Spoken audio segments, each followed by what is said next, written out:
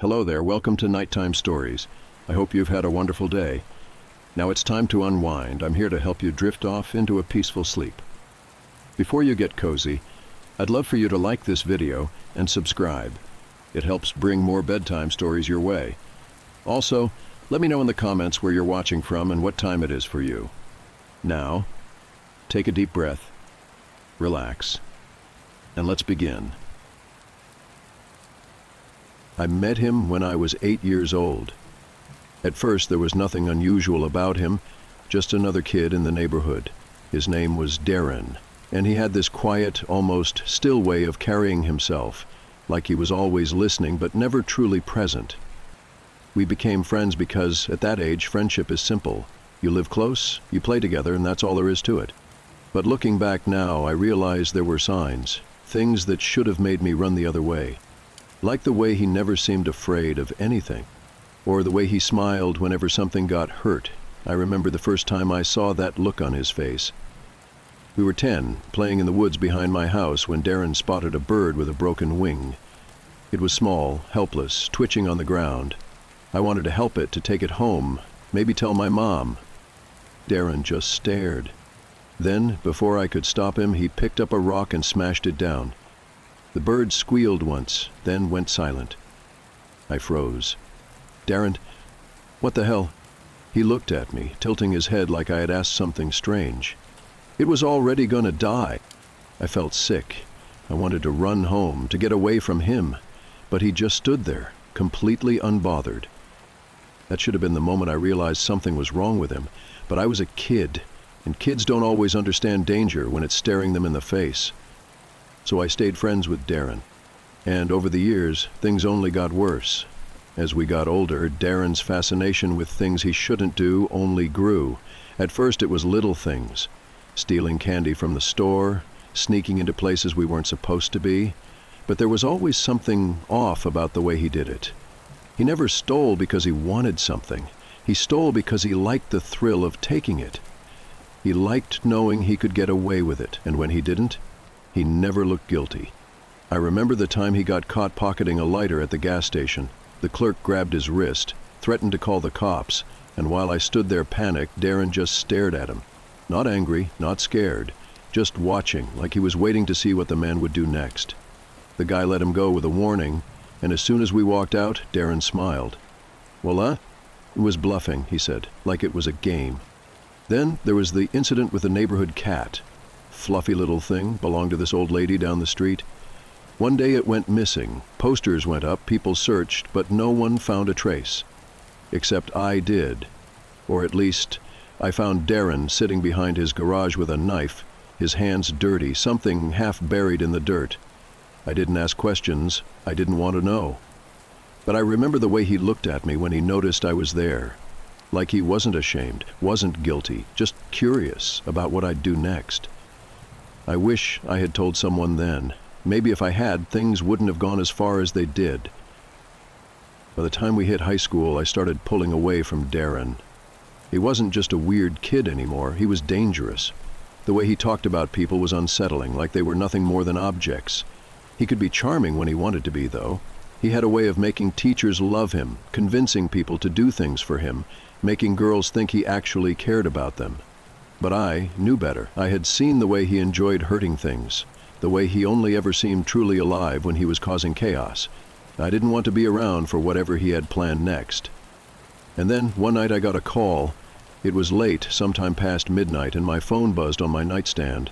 I groggily grabbed it, squinting at the screen. It was Darren. He never called. He wasn't the type to need people. Something in my gut told me not to answer, but I did anyway. Hello? My voice was thick with sleep. There was silence for a moment, just static and breathing. Then, in a calm, almost casual tone, he said, I did something bad. My stomach twisted. What do you mean? Another pause. Then, barely above a whisper, I need your help. I sat up, suddenly wide awake. Every instinct told me to hang up, to not get involved. But Darren had a way of pulling people in, making you feel like you had to do what he wanted. Against my better judgment, I asked, Where are you? Come to the old train tracks, near the woods. Then he hung up. I stared at my phone, heart pounding. I should have gone back to sleep. I should have ignored it. But something about his voice, the calmness of it, unsettled me. I got dressed, grabbed my bike, and rode out. The train tracks were abandoned, stretching through the woods like a forgotten scar. The night was cold, my breath visible in the air as I pedaled faster, my mind racing through worst-case scenarios. When I got there, Darren was standing near the edge of the trees, hands in his pockets, completely still. The way he stood there, waiting, sent a chill through me. I got off my bike and took a hesitant step forward. "What's going on?" He turned, and that's when I saw it. Behind him, half hidden in the brush, was a body. For the sake of privacy, I won't be using real names. Even now, years later, I don't know if he's still out there. I don't know if he ever got caught. But if he is, I don't want my name tied to any of this. I'll call him Darren. And the person lying in the dirt that night, I won't give them a name at all. My breath caught in my throat as I stared at the body. My brain refused to accept what I was looking at. It didn't seem real, the way the limbs were twisted, the way the face was turned just slightly away from me, just enough so I didn't have to look them in the eye. I swallowed hard. "Darren? What did you do?" He tilted his head, watching my reaction with that same eerie curiosity I'd seen in him since we were kids. "It wasn't supposed to happen like this," he muttered, his tone almost casual, like he was talking about a broken toy, not a dead person. I took a step back, my mind screaming at me to run, but Darren just sighed. "Look, I didn't call you to freak out. I called you because I need your help." I shook my head. No, I'm not." He took a step closer. I could barely see him in the dim light, but I could feel the weight of his stare. "You are going to help me, unless you want to be just as guilty as I am." My stomach twisted. Guilty. That word clung to me like tar, thick and suffocating. I hadn't done anything, but I was here, wasn't I? I was standing next to a body in the middle of the woods, the only other person around being a guy I had known for years, a guy I had ignored the warning signs about.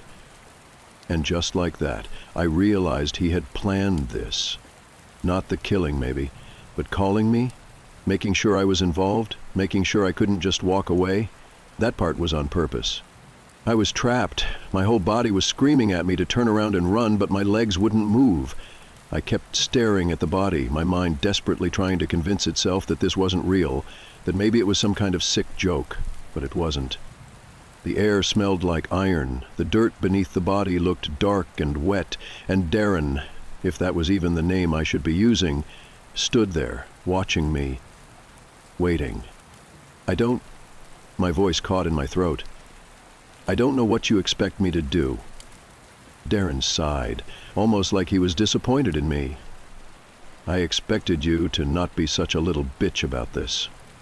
He turned and kicked the dirt near the body, shifting some of the leaves over it. "We need to move it. There's a creek not far from here." That was it. That was the moment I realized he wasn't panicked. He wasn't regretting anything. He was calm. He had already thought this through. I took another step back, feeling my breath quicken. "I'm not helping you." Darren's jaw clenched, but he didn't move toward me. He just tilted his head slightly, like he was analyzing me, running through his next move. That's what always unsettled me about him. He didn't react like a normal person. He calculated. He weighed his options. And right now, I was one of those options. "You really want to go to the cops?" His voice was quiet, almost amused.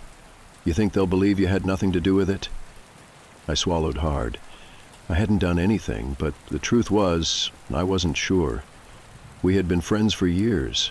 I had ignored so many red flags. Who would believe that I just happened to get a call in the middle of the night and showed up next to a dead body with no involvement? I didn't answer. Darren took that as hesitation, and he pounced on it. "I called you first. Your phone's going to show you were here. You ran with me when we used to steal shit as kids. People saw us together all the time. I tell them you were here when it happened? That we planned this together?" He smiled. "I guarantee you they believe me over you." I felt sick.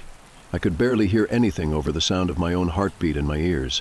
Darren had put me in checkmate before I even knew we were playing a game. I had two choices, help him or find a way out. I stood there, frozen, my mind racing in circles. I could feel the sweat building at the back of my neck, my hands clammy and shaking. Darren's words echoed in my head, and for a moment, I truly believed I had no choice. But then something clicked, a sudden sharp clarity, like a light bulb flickering on in the dark. I did have a choice. I could walk away, I could run, I could scream, but I had to do something before this all spiraled further. I swallowed, took a deep breath, and said, "I'm leaving." Darren's eyes narrowed, and I saw something flicker in them. Anger, maybe even a flash of disbelief.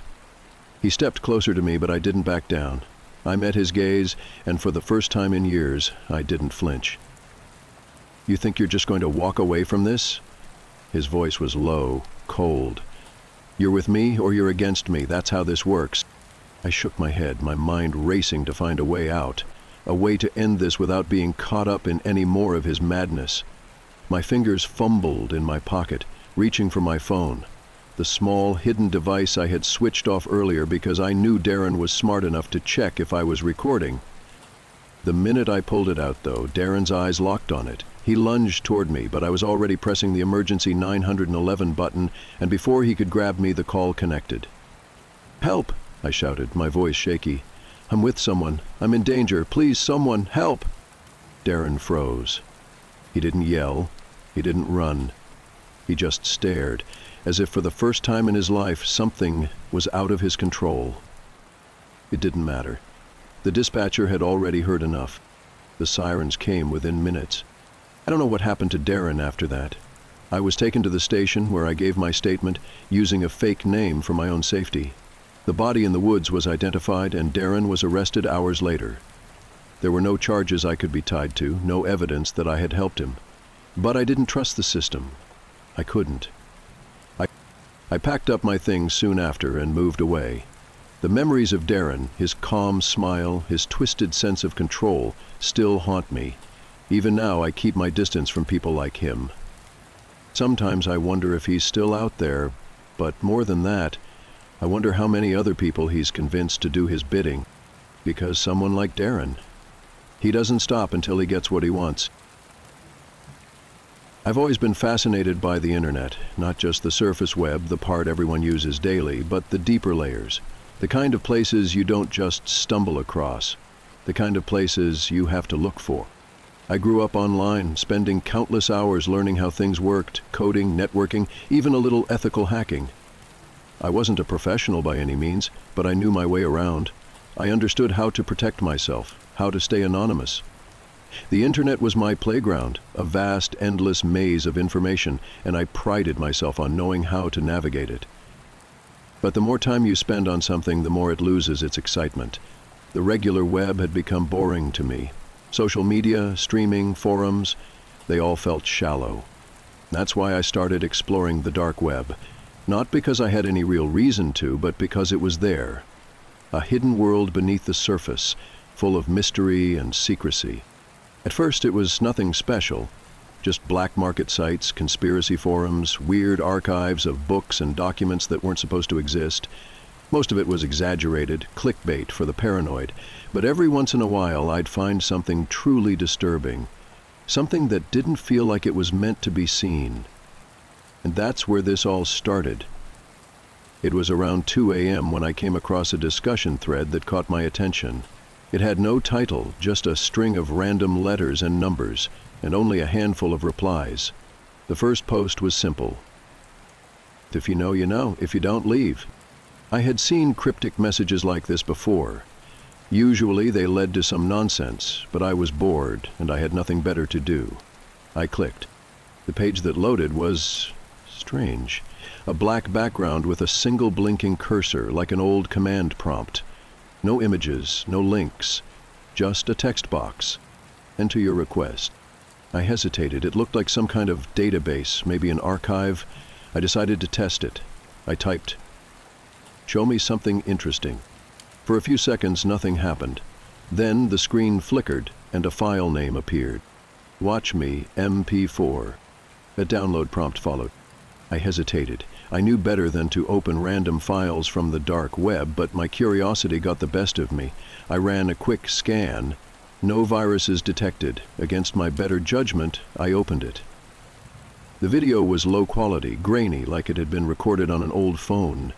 It showed a dark room dimly lit by a single flickering bulb. In the center of the frame was a wooden chair. Someone was sitting in it, their face covered by a white cloth sack, their hands tied behind their back. My stomach twisted. The camera was completely still, like it had been set up and left to record. No movement, no sound, just the eerie image of this bound figure sitting alone in the dark. I skipped forward, but nothing changed. No one entered the frame, no one spoke. Just silence. Then, near the end of the video, something happened. The bulb flickered more aggressively, casting sharp shadows across the room. The figure in the chair twitched slightly, just enough to let me know they were still alive. Then the screen glitched. For a single frame, something flashed across the screen.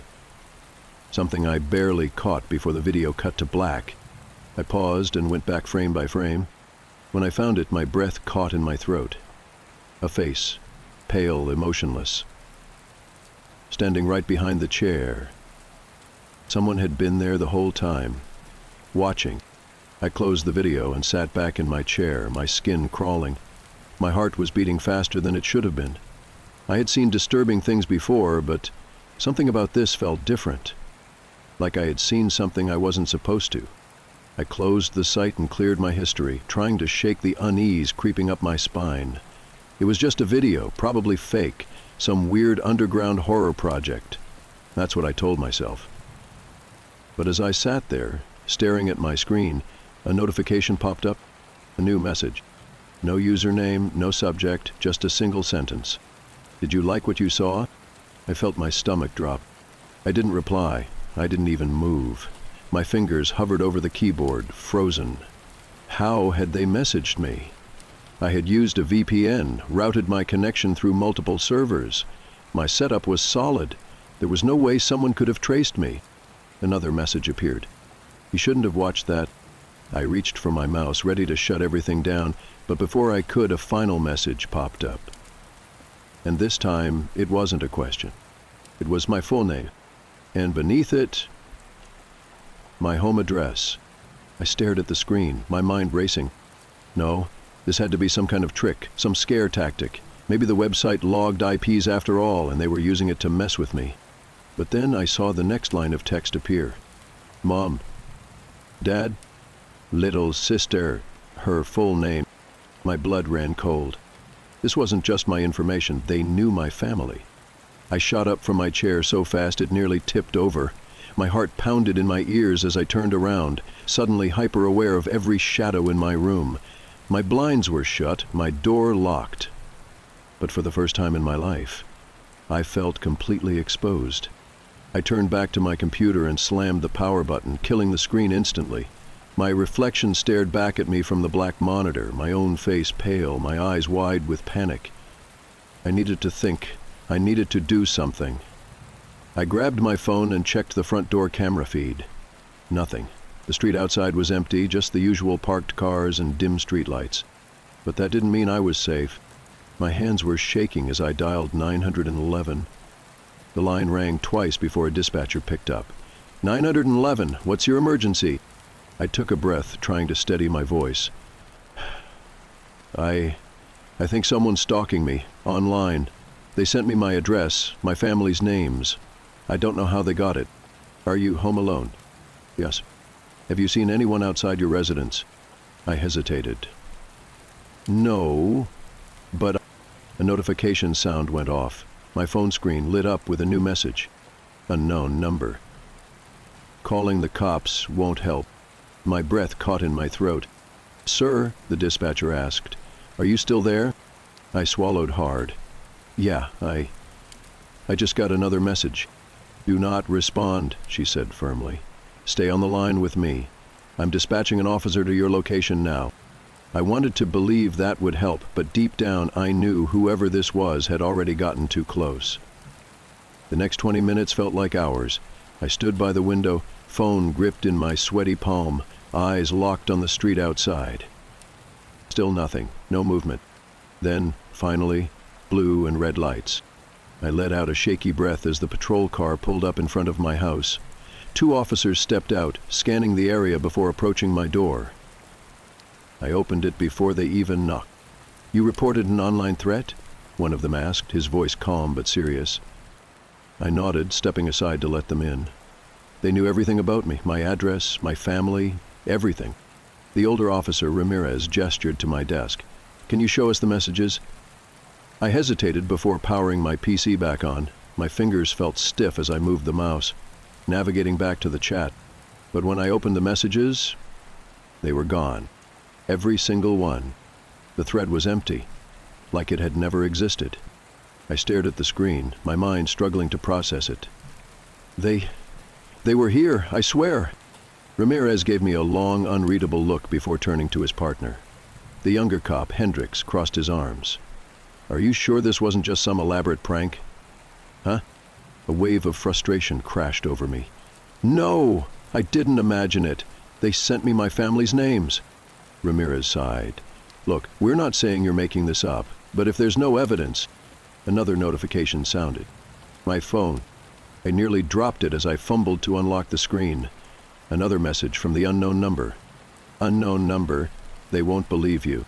I turned the screen toward the officers, my pulse hammering in my ears. Ramirez's face darkened. He grabbed his radio. "Dispatch, we have a confirmed cyber-stalking case. Requesting cyber crimes unit involvement." Hendricks glanced out the window, suddenly more alert. "Did they say anything about coming here? About watching you?" No, I admitted. Just that I shouldn't watch the video." Ramirez's head snapped toward me. "What video?" I hesitated. "It was a file I downloaded from a dark website." He exhaled sharply. "Christ, you have no idea who you pissed off, do you?" The officers stayed with me for another hour, taking statements, checking my security setup, and advising me to stay offline for a while. They also recommended changing all my passwords and contacting my ISP for extra security measures.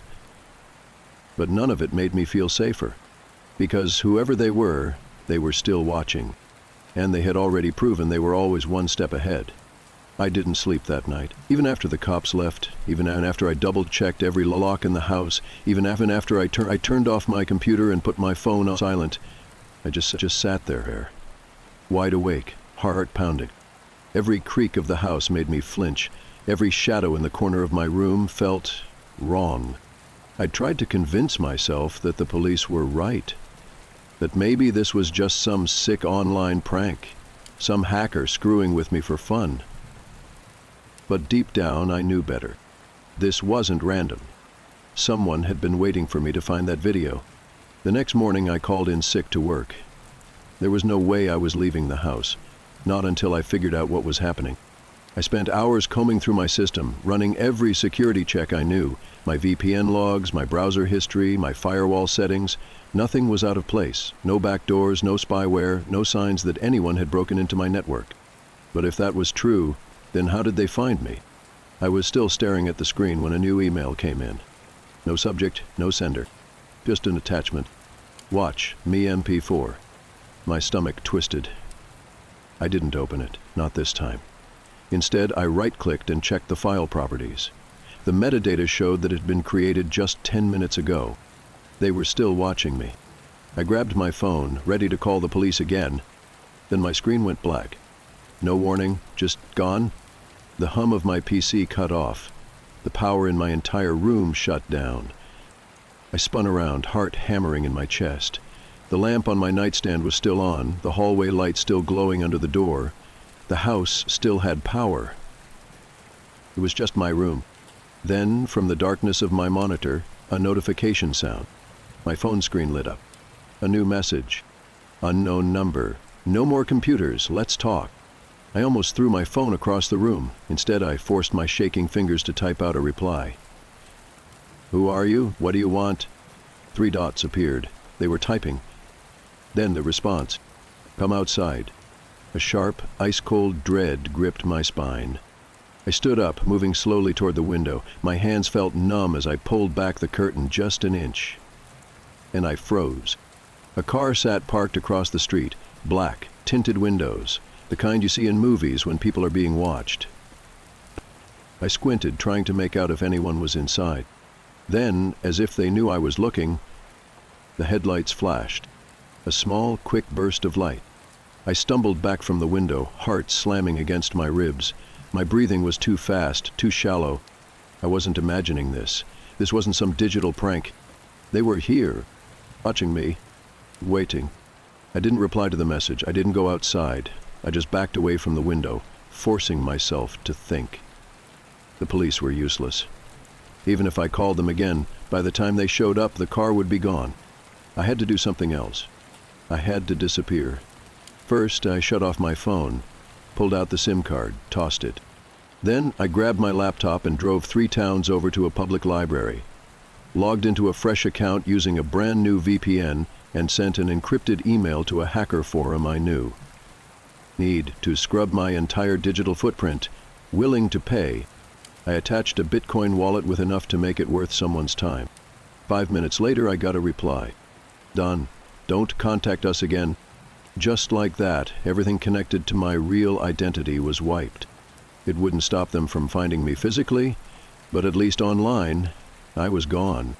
I ditched my car in a crowded parking lot and took a bus back home, making sure no one followed.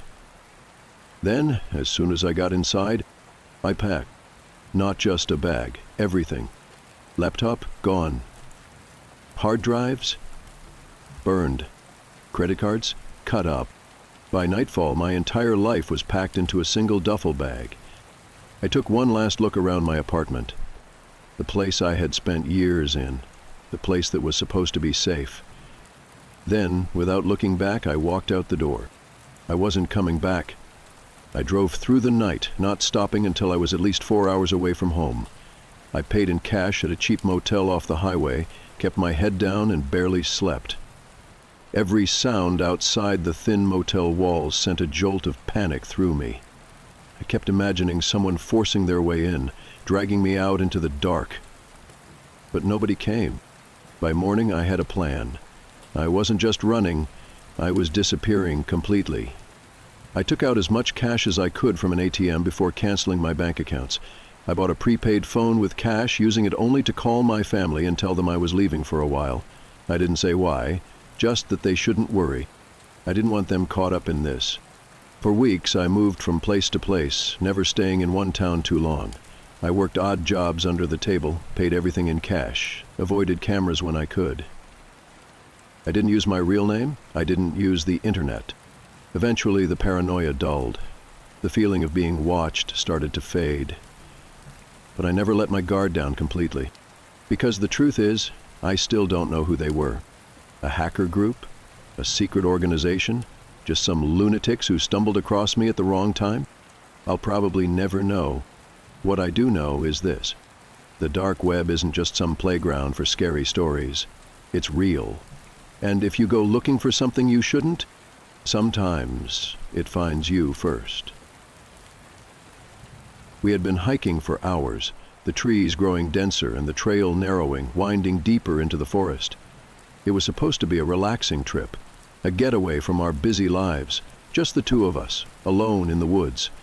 But as the hours passed and the sun started to dip behind the canopy, the forest began to feel... The air grew heavy. The wind carried a chill that made me shiver despite the warmth of the day. Rachel, my girlfriend, didn't seem to notice. She was ahead of me, her light backpack swaying gently with each step. She had always been the braver one, the adventurous one. I had never really been a fan of the outdoors, but I had agreed to the trip. I figured it was time for me to try something new, and I wanted to make her happy.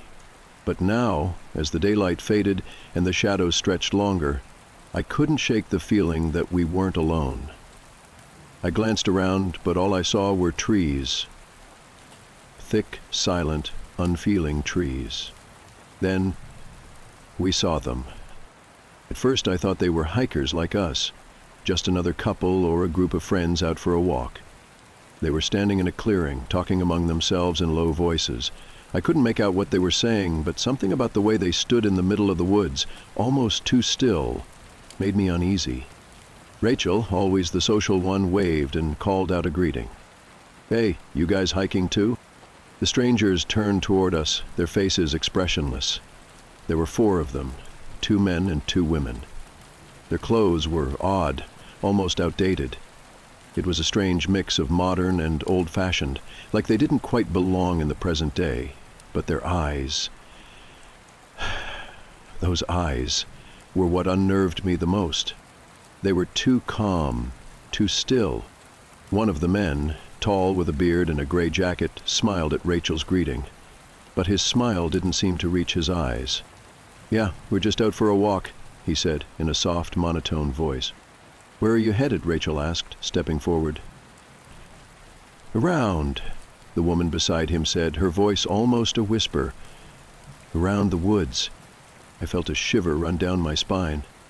Rachel, not sensing my discomfort, smiled brightly. "Well, we're on our way to the ridge. It's beautiful up there, perfect for watching the sunset." The strangers exchanged a brief, unreadable glance, then nodded in unison. "That sounds nice," the other man said. "Yeah," the woman added. "You should enjoy it." We stood there for a few more minutes, making small talk with them, but the longer I stayed, the more I realized something didn't feel right. Their answers were too vague, their movements too stiff. It was like they were giving me just enough to not seem odd, but not enough to make sense. Rachel was still chatting with them when I noticed it. They hadn't asked us anything. Not a single question. They didn't inquire about where we were from, what we were doing here, nothing. It was like they didn't care who we were or why we were out here in the woods. And then, just as suddenly as they had appeared, they started to turn and walk away, moving in the same strange, synchronized way. "Take care," one of them called back, without looking over their shoulder. We watched them disappear into the trees, their movements eerily smooth. After they were gone, Rachel turned to me, still smiling. "They were nice. Hmm?" I didn't know how to answer. I couldn't shake the feeling that something was very, very wrong. "They were strange," I said, trying to sound casual. She laughed and patted my arm. "You're overthinking it.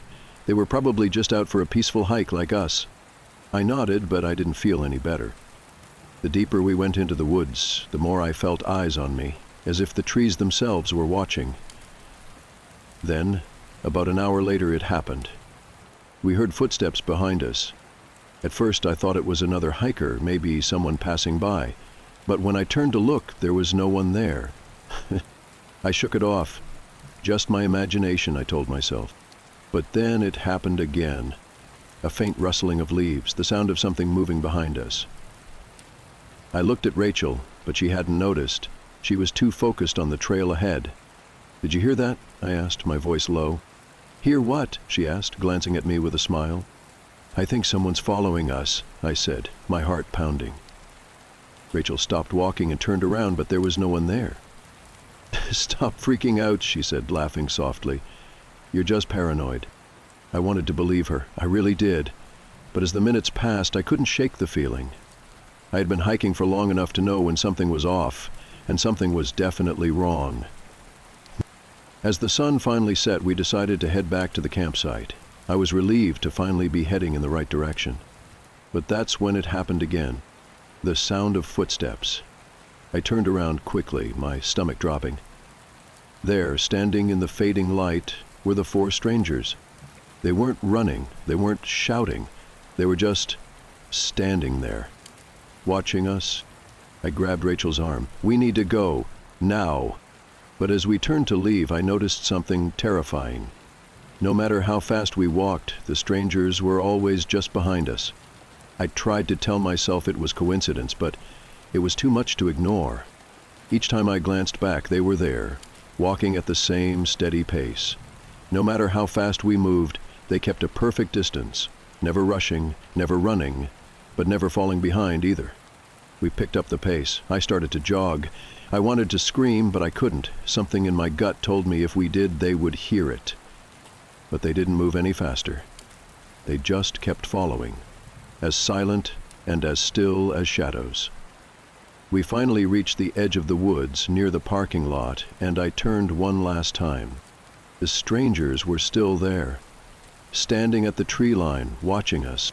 They didn't approach, they didn't say a word, they just stood there, silent, unwavering. I didn't know if we were ever going to get away. We got in the car and left without looking back. I didn't care if I was being paranoid anymore. All I knew was that the feeling of being followed wouldn't leave me, and I couldn't shake the thought that they were still out there, watching. The next day we packed up and left the area. We didn't talk much on the way back to the city, both of us silently processing the strange encounter. I tried to brush it off, but I couldn't. Every time I closed my eyes, I saw them. Those unblinking eyes, watching from the trees, never moving closer, but always just behind us. I couldn't help but feel they had been more than just hikers. Something about their perfect calm, their synchronized movements, didn't sit right. And the worst part? They didn't need to chase us. They were always just one step behind. We didn't speak much on the drive home, both of us lost in our thoughts, trying to make sense of what had happened. The evening had turned from a peaceful hike into something far more sinister. As we got closer to the city, I thought I'd finally be able to shake the feeling that something wasn't right. But it lingered. The air in the car felt heavier, the road seemed darker. Every turn I took, every passing streetlight felt like it was closing in on me. Rachel was quiet, her face pale in the dim light, and I could tell she was replaying the same events over and over in her mind. We had both been unsettled by the strangers, but I couldn't tell if it was just fear or something worse that was making the hairs on the back of my neck stand up. As I turned onto the highway, the headlights flickered for a brief moment, and I slammed on the brakes instinctively. The car jolted to a stop, and I sat there for a moment, my heart pounding. Rachel's voice broke the silence, her tone more nervous than usual. "Did you see that?" she asked, her eyes darting nervously out the window. I blinked and looked around. There was nothing unusual about the road, just empty fields and the occasional passing car. "See what?" I replied, trying to keep my voice steady, but I could hear the tremor in it. "Back there," she insisted, "in the trees. It looked like one of them, one of the people from the woods." I looked at her, trying to make sense of what she was saying. It was impossible. We were miles away from the forest now. I shook my head. "Rachel, it's just your mind playing tricks on you. We're fine." But even as I said the words, I felt the discomfort creeping back in, like something was still out there. We didn't speak for the rest of the drive, but I couldn't ignore the feeling that we weren't alone. The sensation that we were being watched had returned, only this time it was even more intense. Every reflection in the rearview mirror felt wrong. Too still, too quiet. I kept glancing back, but there was nothing, just the dark highway behind us. When we finally arrived at the apartment, I thought I'd be able to breathe again. We had made it back to safety, away from the woods, away from the strangers. But as I got out of the car, I noticed something strange. The hairs on my neck stood up again. A set of footprints, wet, muddy, and fresh, led from the entrance of our building, disappearing around the corner of the parking lot. It couldn't be. I froze. Rachel had already gone inside, but I stood there for a moment, staring at the footprints. They led toward the entrance where we'd parked earlier, but then they turned. They veered off toward the side of the building. I felt my stomach twist. The only explanation that made sense was that someone had followed us here. Someone who had been with us in the woods. The strangers. But how had they gotten here so quickly? How had they known exactly where we were going? Later that night I couldn't sleep. I kept hearing noises, scratching sounds at the door, soft thuds against the walls, the feeling of something watching me from the dark corners of the room. I kept checking the windows, locking and unlocking the door, even though I knew it wouldn't make a difference. My thoughts kept returning to the footprints. Had they been here? Had they watched us come in? Rachel was asleep, oblivious to the sense of dread that had taken over me. I felt paranoid, but I couldn't shake the feeling that the strangers were still with us, silently waiting for the right moment. I decided to check the balcony. The apartment was on the second floor, so there was no reason anyone could easily get up there, but I had to make sure. As I walked to the sliding door, my breath caught in my throat. There, in the darkness outside, I saw something that made my blood run cold. A figure, standing motionless at the edge of the parking lot, looking up at the apartment. I froze, my heart hammering in my chest. The figure was dressed in dark clothes, just like the strangers from the woods. I couldn't make out their face, but their posture was eerily familiar. still, unnervingly still. I blinked, and when I opened my eyes again, the figure was gone. I woke Rachel and told her we needed to leave, but she refused. She didn't believe me. "You're just freaking out," she said, rubbing her eyes. "We're home now. It's over." But as much as I tried to calm myself, the presence outside felt real. I was convinced the strangers had followed us here. Even if they hadn't come inside, their presence loomed over us. I stayed up the rest of the night, jumping at every creak of the building, every sound that echoed in the darkness. And in the morning, when I checked the balcony again, there were no signs of anyone being there. But I knew what I'd seen. The next few days were a blur. I tried to put the whole thing behind me, tried to tell myself it was nothing more than paranoia, but I couldn't escape the feeling that they were still out there.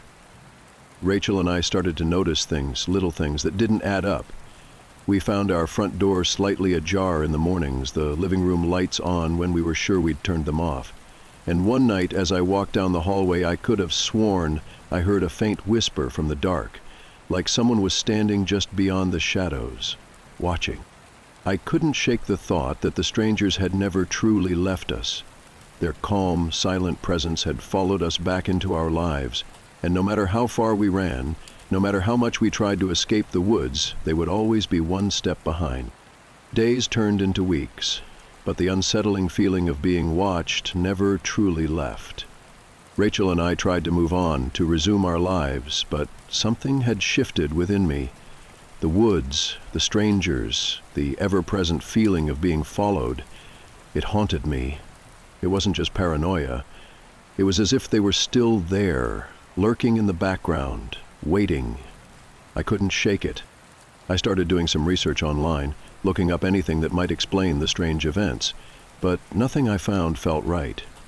No reports of missing hikers, no strange occurrences in the area, nothing that could explain what we had experienced. I even looked up the strange figures from the woods, but there was nothing, no trace of them online. It was as if they didn't exist. But the more I searched, the more I found myself spiraling. I became obsessed. I checked the locks, the windows, every corner of the apartment. I started carrying a pocket knife with me, convinced that one of those strangers would find a way inside. Every night I checked the parking lot from the balcony, peering into the shadows, waiting for them to appear. But they never did. One night, as I was sitting on the balcony, staring into the night, I heard a faint noise behind me. I froze. I didn't need to turn around. I knew it was Rachel, but something in my gut told me not to acknowledge her. I kept my eyes trained on the parking lot, but from the corner of my vision, I saw her step into the living room. She'd been quiet lately, ever since I started obsessing over the events. I could see the concern on her face, but also something else. Exhaustion. She walked over to me and sat down beside me, her voice soft as she spoke. "You need to let it go, you know." I didn't respond. I couldn't. My mind kept racing, my thoughts tangled in knots. "Look," she continued, her voice full of gentle frustration. "I know you're scared, but this—" She paused, as if choosing her words carefully. "This isn't helping us. We're fine. We're safe." Her words should have comforted me, but they didn't. Instead, they made me feel like I was losing control of something deeper. That night, after Rachel fell asleep, I couldn't help myself. I grabbed my keys and decided to go for a drive. I didn't know where I was going, just that I needed to get out of the apartment. The darkness of the city streets felt like a better alternative than the quiet of the apartment that had begun to feel too small. As I drove, I found myself heading back toward the woods. The familiar feeling of unease settled in my stomach, but this time, I didn't turn back. I parked near the trailhead, unsure why I'd come back here, but feeling a strange sense of closure that I hadn't felt in weeks. I walked down the trail, the soft crunch of leaves beneath my feet the only sound in the dead of night. The forest was silent, just like it had been the first time we walked through it. For a long time I stood there, breathing in the cold air, waiting. But nothing happened. The strange figures didn't appear. The oppressive feeling of being followed didn't return.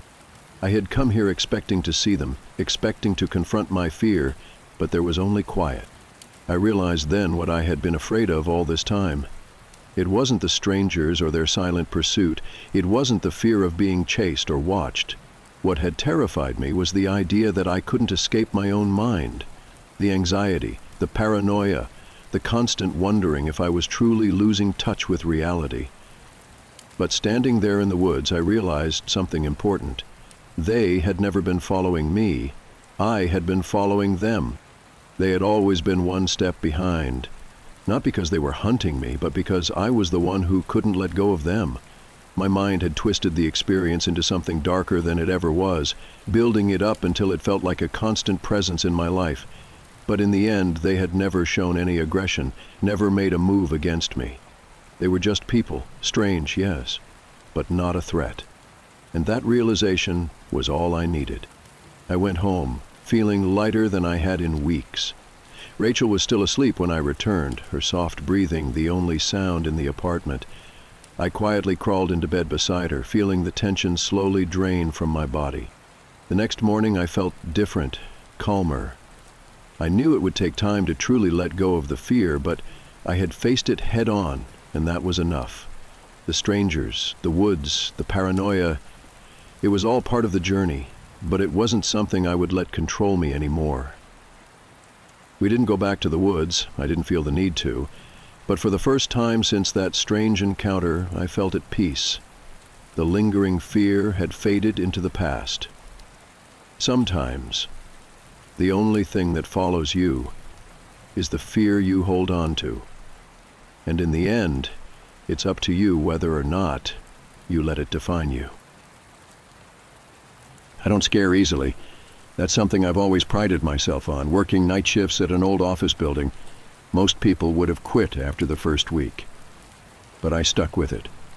It's quiet, almost peaceful.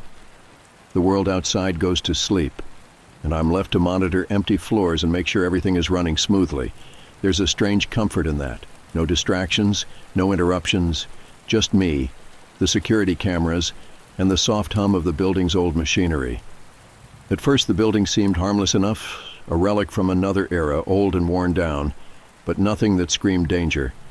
Most of the tenants had moved out years ago, leaving the space almost entirely empty. Just me and a few cleaning staff wandering the halls, but something about the silence in that place felt off. It wasn't the kind of silence you'd find in a peaceful home. It was deeper, unsettling, as though the building itself was waiting for something. Or someone. It didn't take long before the odd occurrences started. Small things at first, flickering lights, a strange creak in the floorboards. I tried to brush them off, convinced it was just the building settling. But then I heard it. A soft, rhythmic tapping that echoed through the halls. It wasn't loud enough to be a knock, but it was enough to make the hairs on the back of my neck stand up. I walked the floors, checking every room, but found nothing. The tapping continued, always in the background, like a faint drumbeat. For a while, I told myself it was just the pipes or the wind, but as the weeks passed, I couldn't ignore it anymore. The sound wasn't random. It seemed to come from a specific spot each night, a corner of the building where the lights always flickered. I tried to brush it off, telling myself it was just my imagination. But the more I listened, the more the tapping felt deliberate.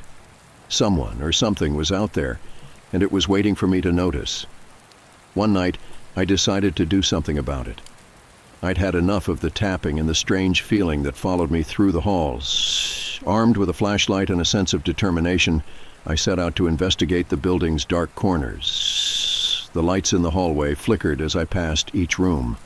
The silence felt like a weight pressing down on me. But I kept moving. The tapping was louder now, closer. It wasn't just the pipes or the wind. There was something in the building with me. I made my way to the back of the floor, to a storage room I'd never paid much attention to. As I opened the door, the temperature dropped. A chill ran down my spine. I couldn't explain it, but something felt wrong. The room was empty, but the air felt thick, as though it was holding something back. I turned the flashlight on, scanning the room. That's when I saw it, a shadow, just barely moving in the corner of the room. I froze. It was like something had been waiting for me. The next morning, I couldn't shake the feeling of being watched. I went through my routine as usual, checking the security footage, but nothing seemed out of place. No sign of the shadow I had seen. No evidence that anything had been there. I wondered if it was all just my imagination running wild. But deep down, I knew it wasn't. The building had a strange presence to it, something that made the air feel heavy. I wasn't alone there. Not really. Later that night, the whispers started. At first, it was a faint rustling, like a distant conversation. I thought I was hearing things, but as the hours passed, the whispers grew louder. It was as if the voices were coming from every direction, surrounding me. I tried to dismiss it, telling myself it was the wind or maybe even my tired mind playing tricks on me. But it didn't stop. I felt a cold presence behind me, a chill that wasn't from the building's draft. I wasn't just hearing things. Something was there with me. I couldn't take it anymore. The whispers, the shadows. Something in the building had changed, and it was slowly driving me to the edge. I started to question my sanity. Was I losing it? Was this all in my head? I didn't know. I thought maybe I was just stressed. Maybe the isolation had gotten to me. But every night it was the same. The whispers, the tapping, the figure I couldn't quite see but could always feel. It was getting harder to ignore. That's when I received the letter from HR. It was brief, but it sent a shiver down my spine. They wanted to meet with me, to discuss something important. I hadn't done anything wrong. I'd been doing my job as usual, but the tone of the letter felt off, like they knew something I didn't. I was uneasy, but I had to go. Whatever was happening in that building, I needed answers. I couldn't keep pretending everything was fine when it clearly wasn't. When I arrived at HR's office the next evening, the atmosphere was tense. The room was dimly lit, and the woman sitting across from me didn't say a word as I took a seat. She just stared at me, her expression unreadable.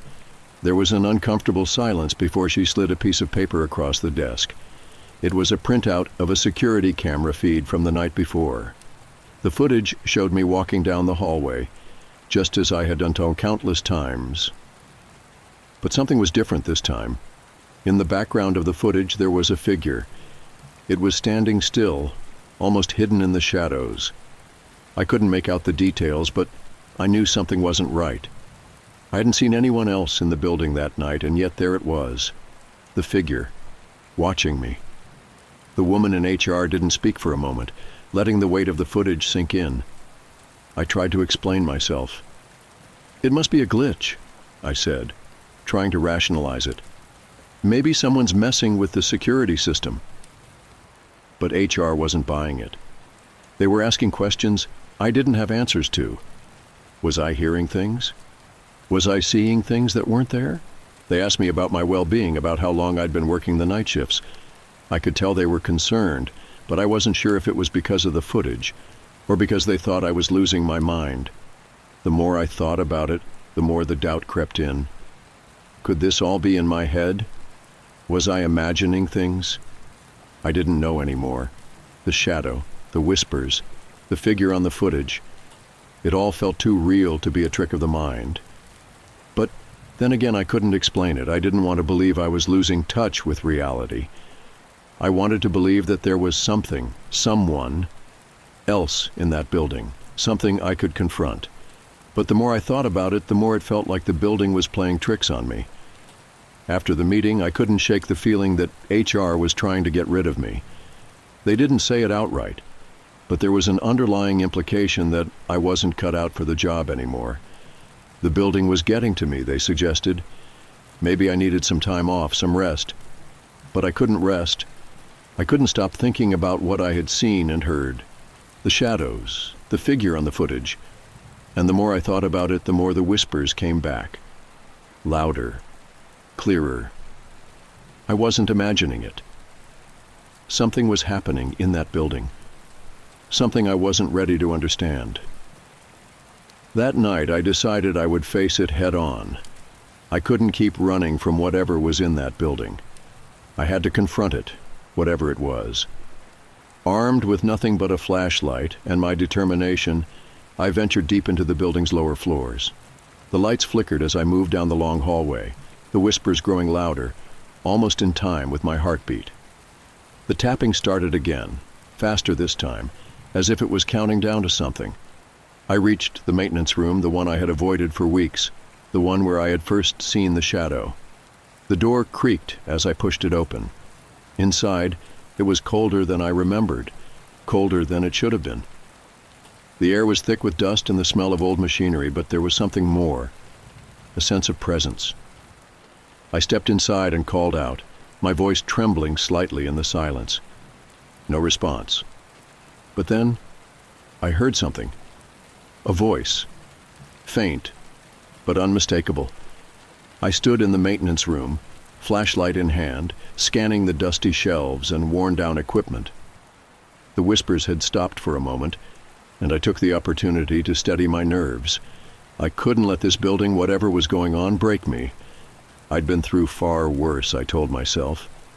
But then, something happened. As I turned to leave, I saw a face in the reflection of the window behind me, someone staring back at me from within the glass. My heart skipped a beat, and I spun around, but there was no one there, just the empty room. I shook my head, feeling a sudden wave of dizziness. I wasn't sure if it was the lack of sleep or something more sinister. I tried to tell myself it was nothing, a trick of the light, but deep down, I knew it wasn't. My fingers trembled as I reached for the door handle. The room felt colder than before, and the silence felt like it was suffocating me.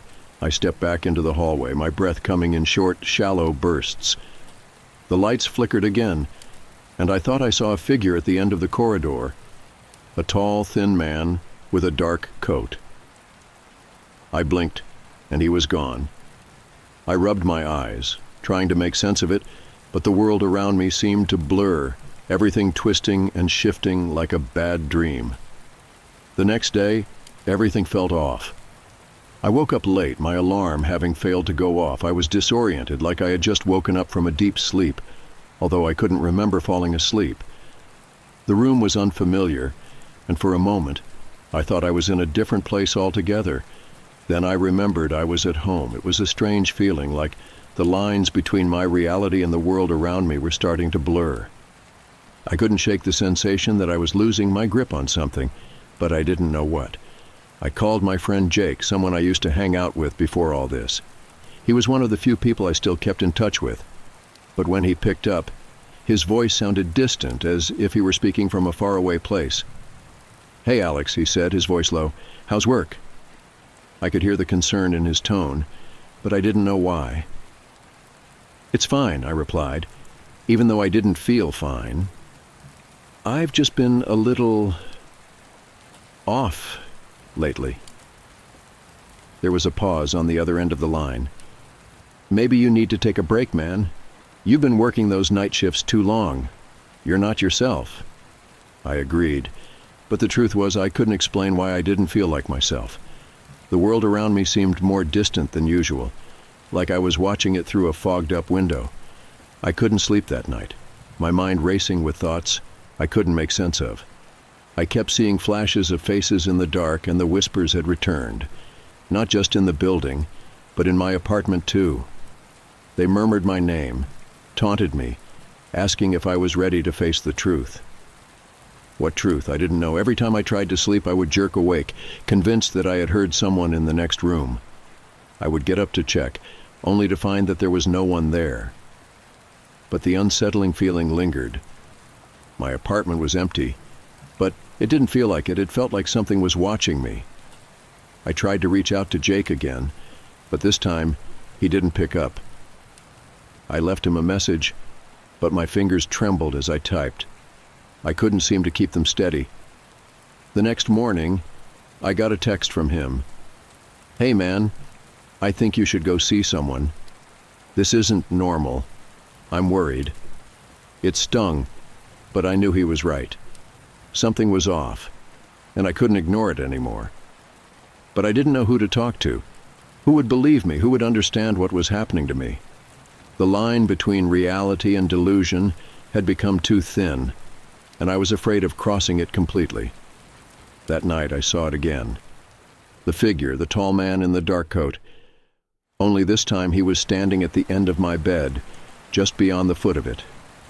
I could see his face, pale, gaunt, his eyes hollow and unblinking. His mouth moved, but no sound came out. I wanted to scream, to run, but my body wouldn't move. I was frozen in place, my eyes locked on him, unable to look away. The room was silent, save for the pounding of my heart in my ears. But when I blinked, he was gone, just like before. I sat up in bed, gasping for air, my palms sweating. I had to be dreaming, I had to be.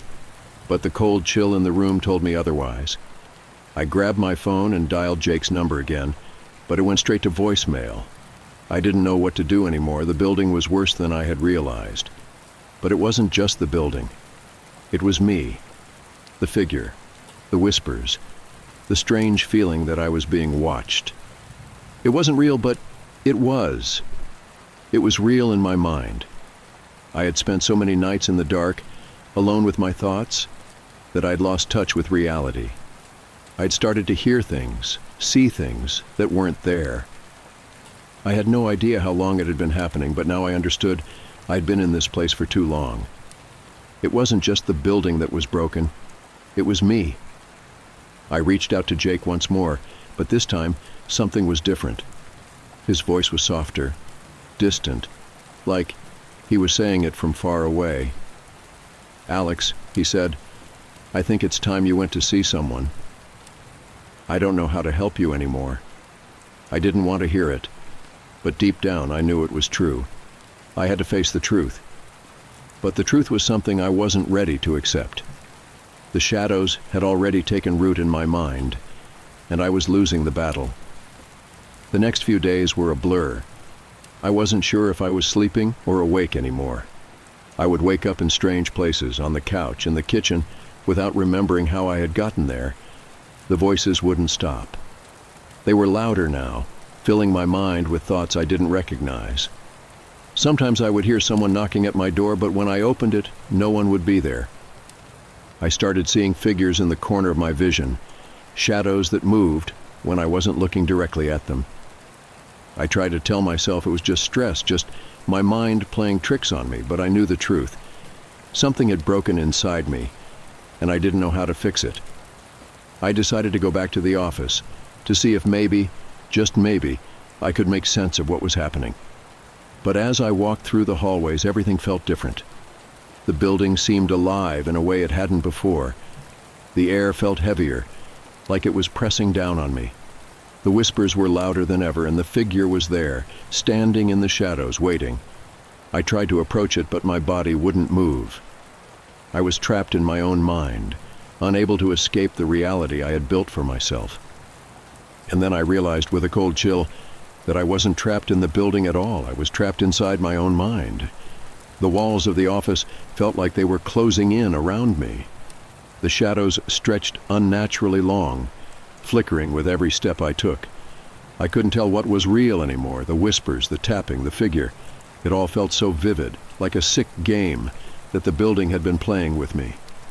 I had convinced myself that there was something, someone, stalking me.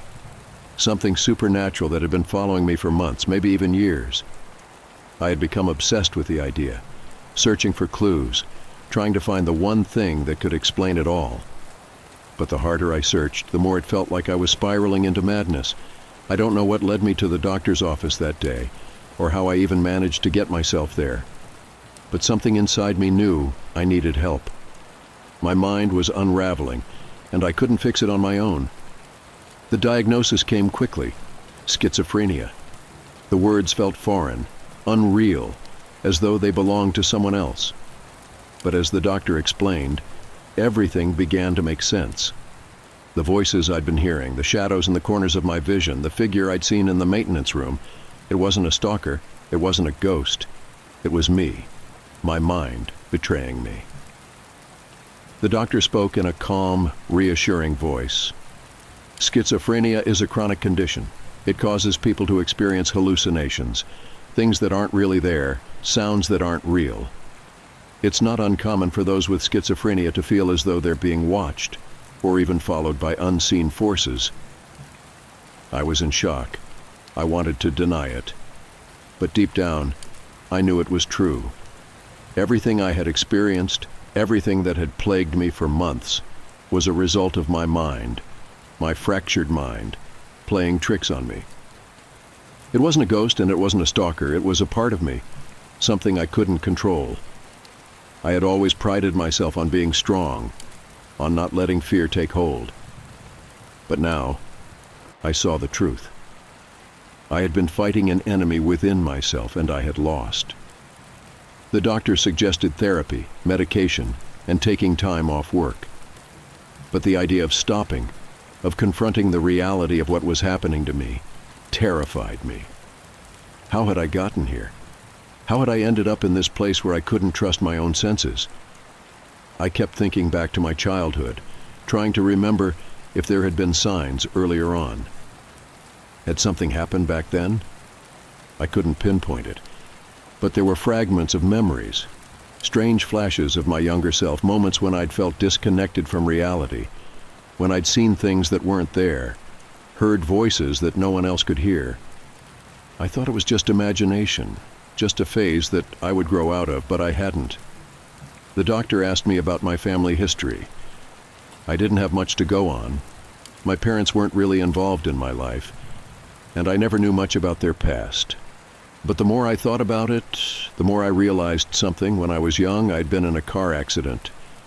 It wasn't a major one, but I had hit my head pretty hard.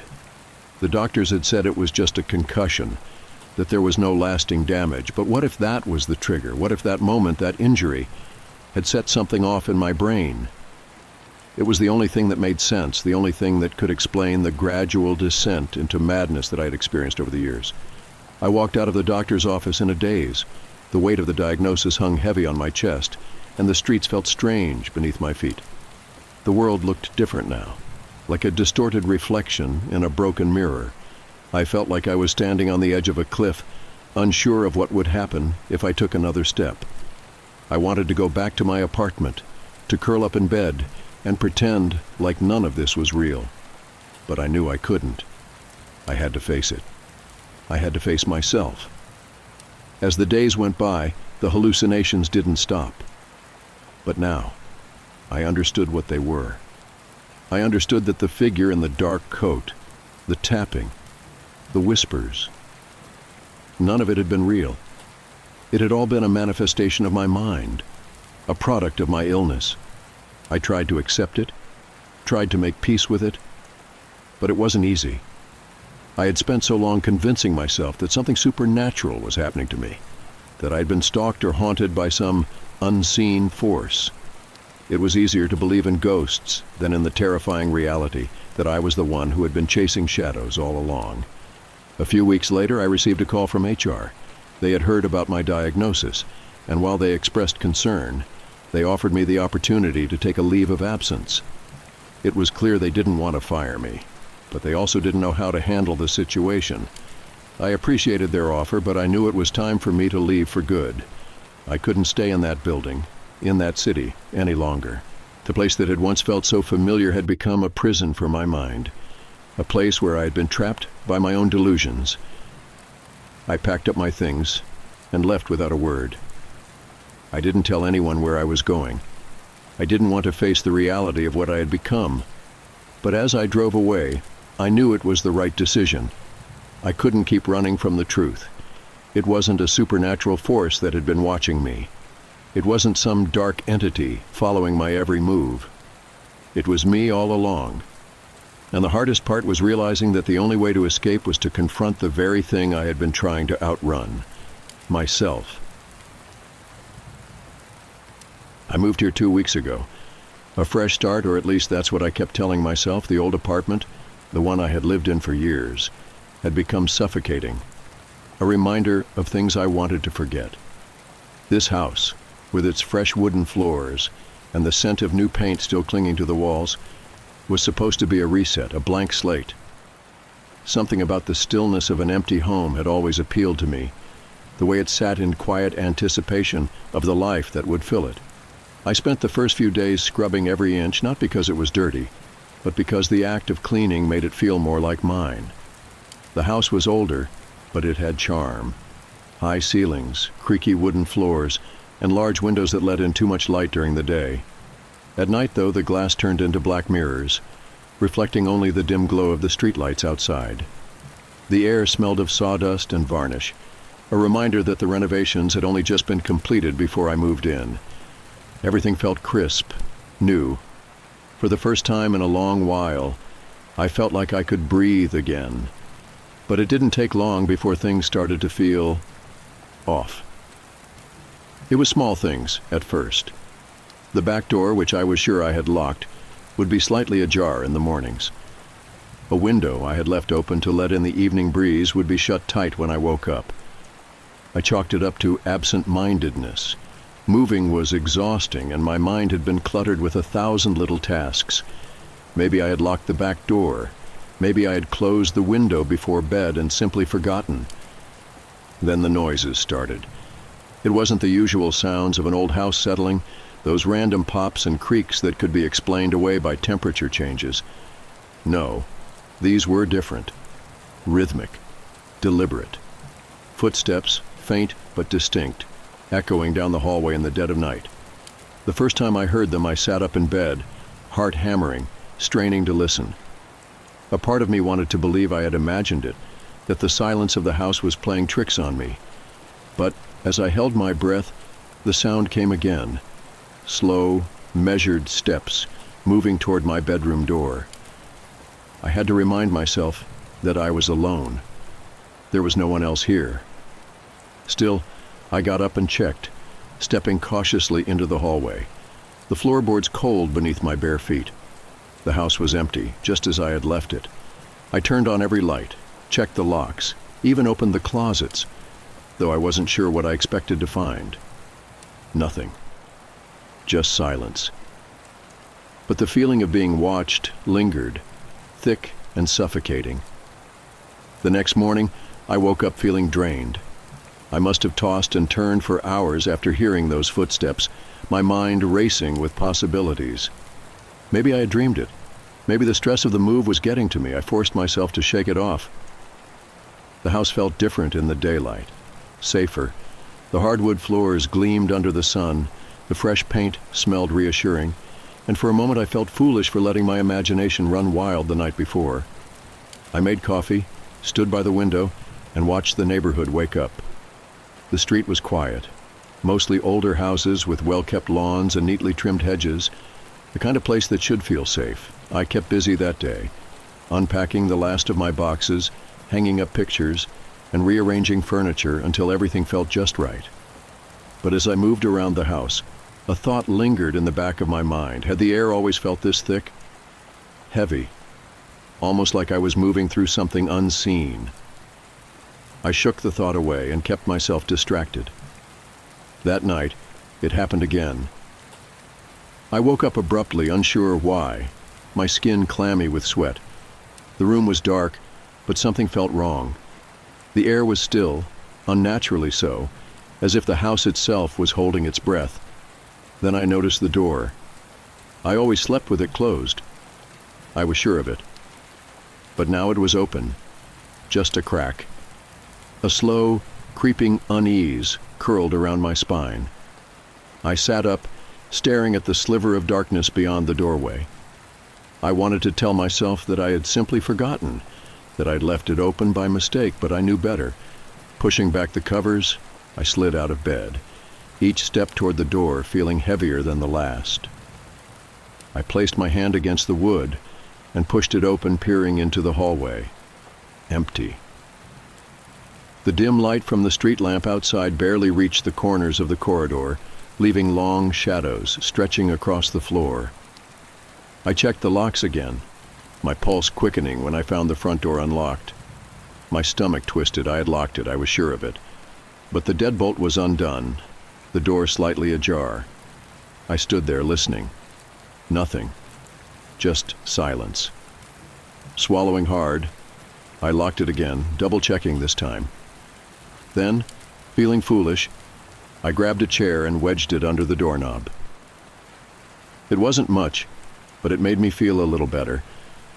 Back in bed, I tried to sleep, but every creak of the house had me on edge. I kept my eyes on the doorway, waiting, though I didn't know for what. Eventually, exhaustion took over and I drifted into uneasy sleep. The next few days, the strange occurrences continued. The doors I locked at night would be open in the morning. My keys would disappear, only to turn up in places I was certain I hadn't left them. The lights in the hallway flickered, even though the bulbs were brand new. And then the worst of it. One night, as I passed by the hallway mirror, I thought I saw something. A figure, just behind me. I spun around so fast I nearly lost my balance. Nothing was there. The hallway was empty, but my reflection, my own face, stared back at me, pale and wide-eyed. I barely slept that night. By the second week, I'd started keeping a knife on my nightstand. I told myself it was ridiculous, that I was being paranoid, but I couldn't shake the feeling that I wasn't alone in this house. Then, one night, I woke up to a sound I couldn't ignore. A slow, deliberate knock, not at the front door, from inside the house. I froze. The knock came again, 3 steady taps against wood. It was close. Too close. Then I realized it was coming from inside my closet. I held my breath, every muscle in my body going rigid. The silence stretched on, thick and suffocating. My mind raced with explanations, but none of them made sense. I reached for the knife, gripping the handle so tightly my knuckles turned white, and then slowly the closet door began to creak open. The closet door creaked open just an inch, but that was enough to make my stomach drop. The darkness inside was absolute, so black it felt unnatural, as if the space inside was swallowing all the light. I gripped the knife tighter, my breath shallow and uneven. I told myself to move, to get up, to do something, but I couldn't. I just stared, frozen in place, waiting for something to happen. Seconds passed, then a minute. Nothing. I forced myself to stand, legs unsteady beneath me. Slowly, cautiously, I reached for the lamp on my nightstand and flicked it on. Light flooded the room, chasing away the shadows. The closet was empty. My heart slammed against my ribs as I hesitated. Then, gripping the knife, I took a step forward. My fingers trembled as I reached for the door and pulled it open all the way. Nothing. Just my clothes, hanging neatly on their hangers. My boxes stacked in the corner. The silence in the room was thick, pressing down on me like a weight. I let out a slow breath, shaking my head. "You're losing it," I muttered under my breath. But as I turned back toward my bed, I saw something that made my blood turn to ice. The chair, the one I had wedged under the front door handle just hours ago. It was back in its place at the dining table. The next morning, I called a locksmith. I didn't care how crazy I sounded. I told him my locks weren't working properly, that my front door seemed to be unlocking itself in the middle of the night.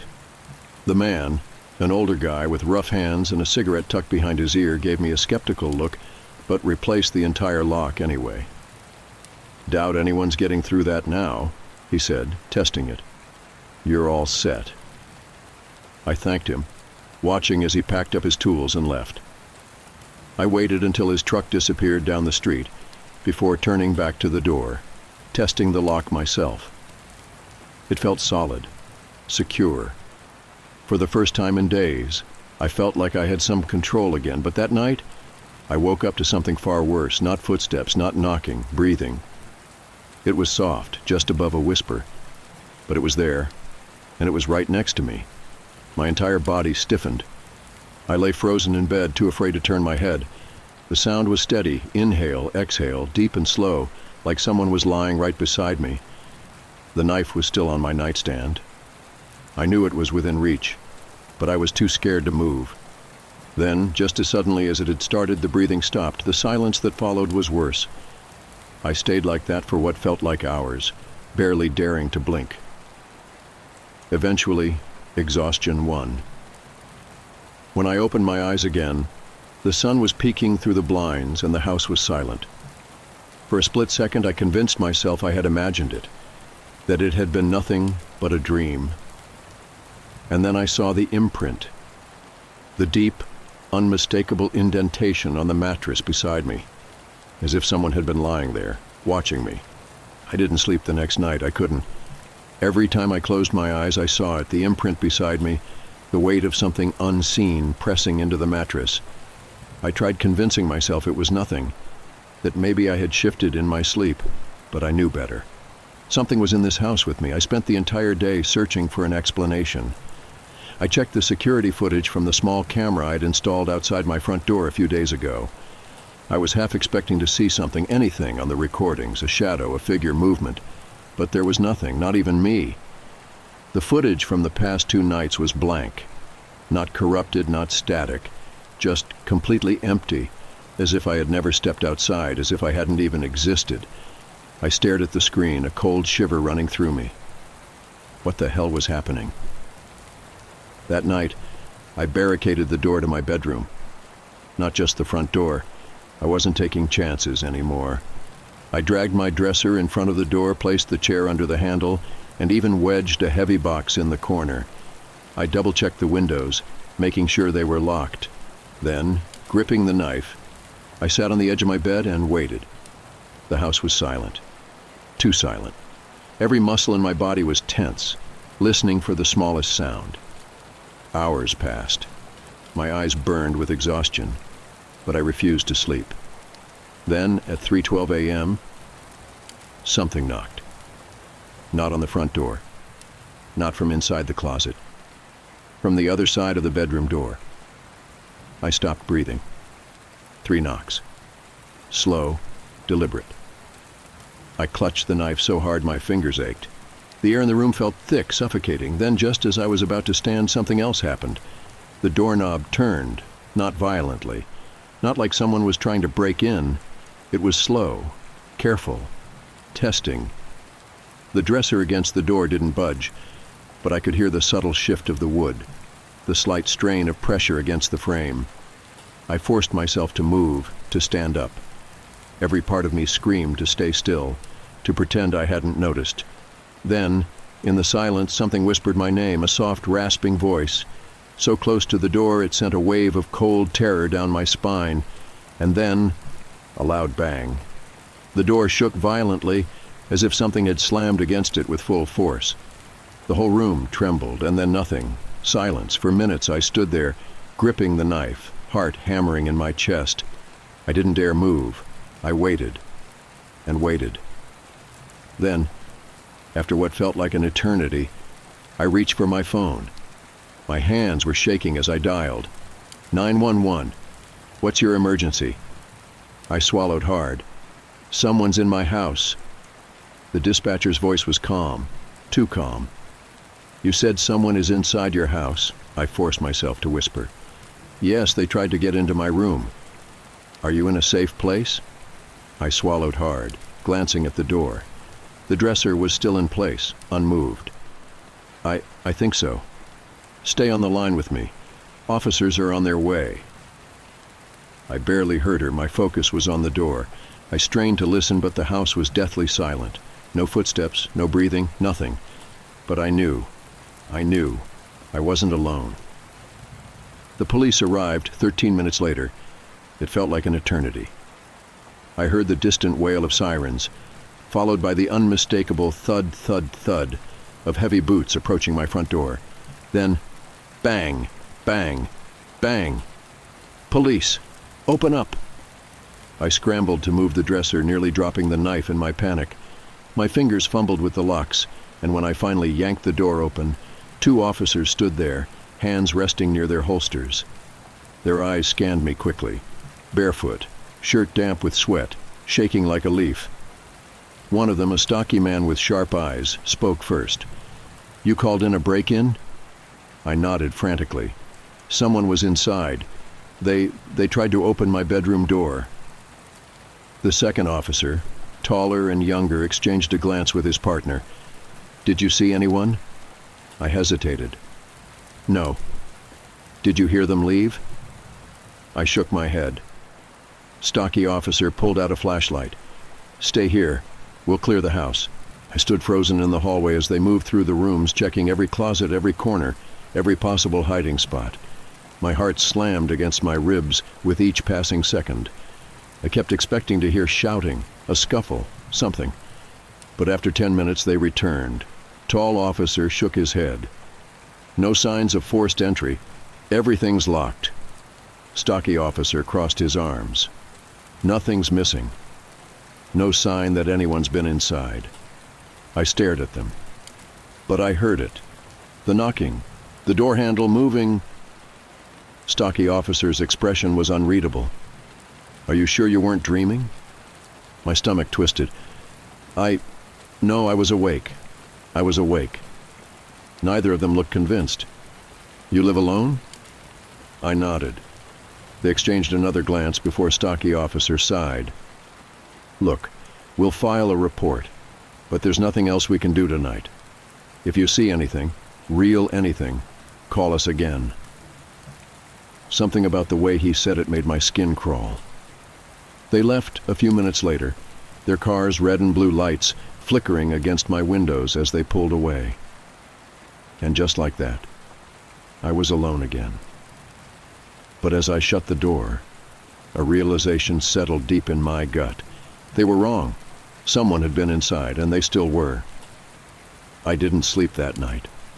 Even after the police left, my mind kept replaying the sound of the knocking, the slow turn of the doorknob.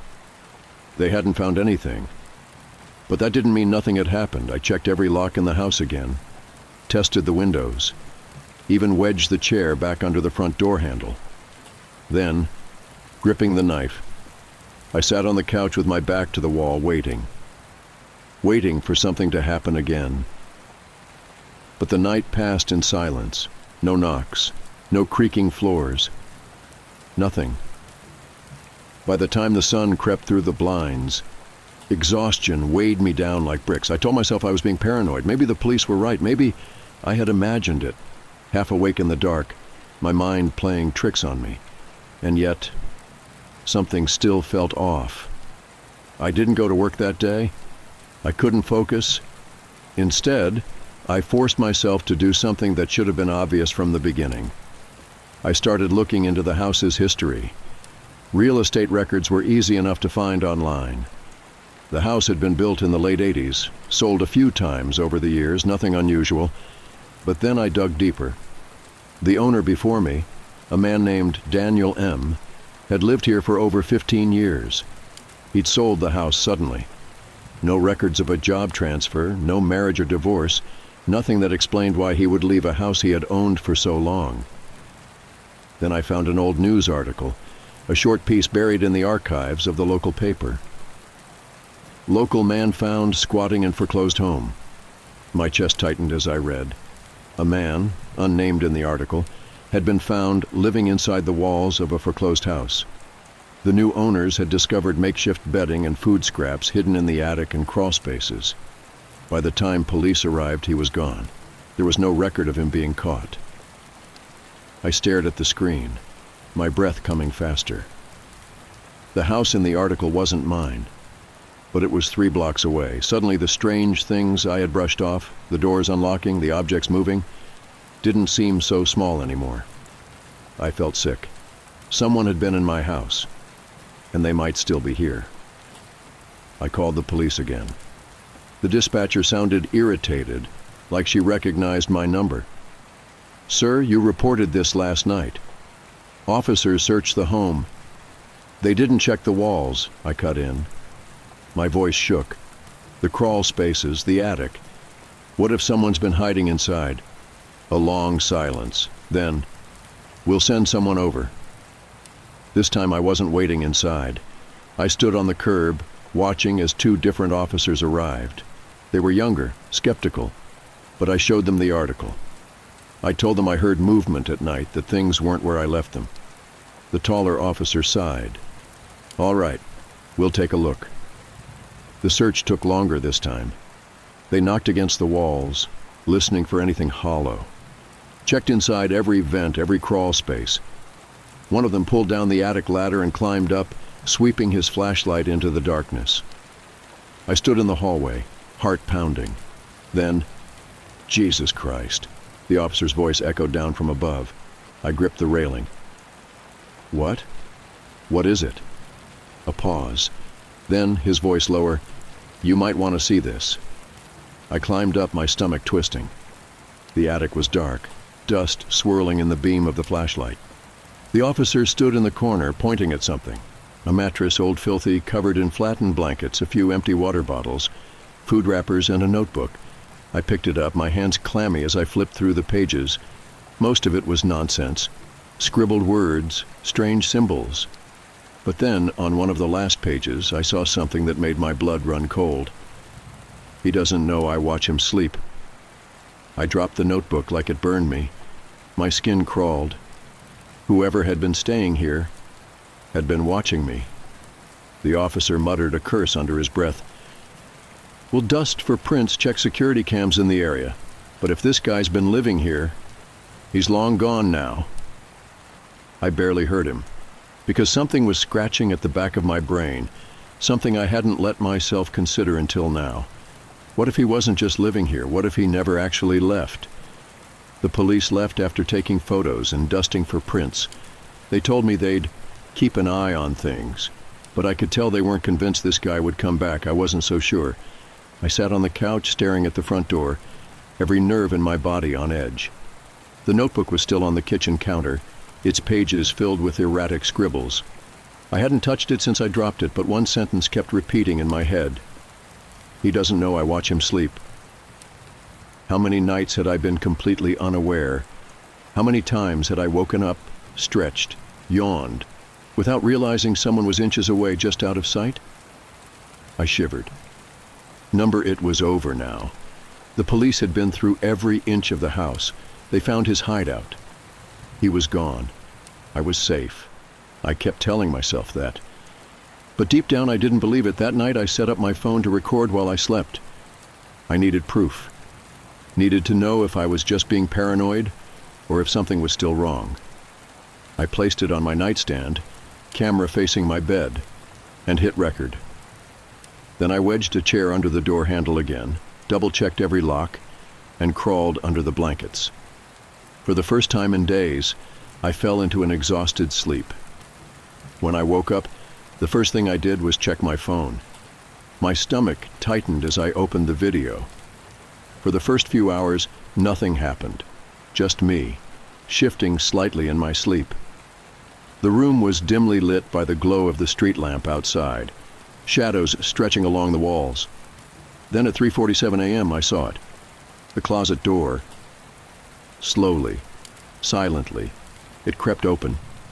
An inch. Then another. I bolted upright, heart hammering in my chest. My hands shook as I scrubbed back through the footage, staring at the screen in horror. The door had been closed when I went to sleep, I was sure of it. But now, it was open. Wide open. I hadn't imagined it. He was still here. I didn't call the police this time.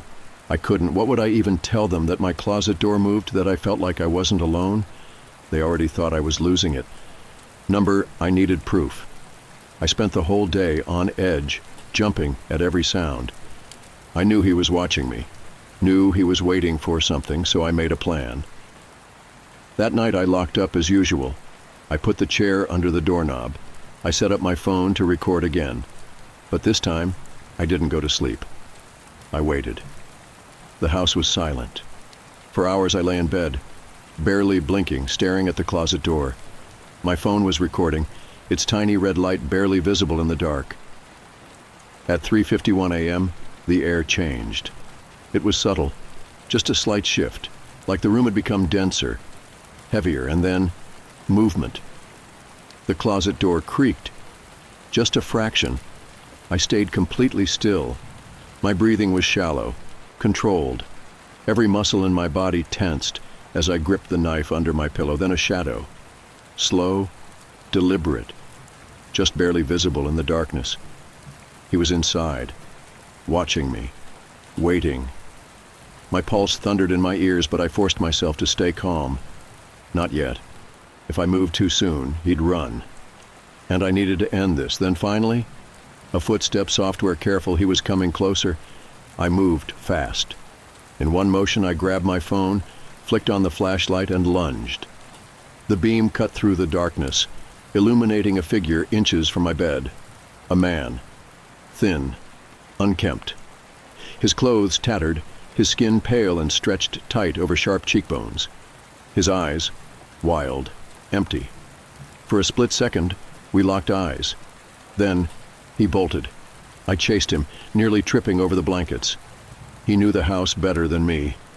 Dove into the hallway, moving fast, too fast. By the time I reached the front door, it was wide open, and he was gone.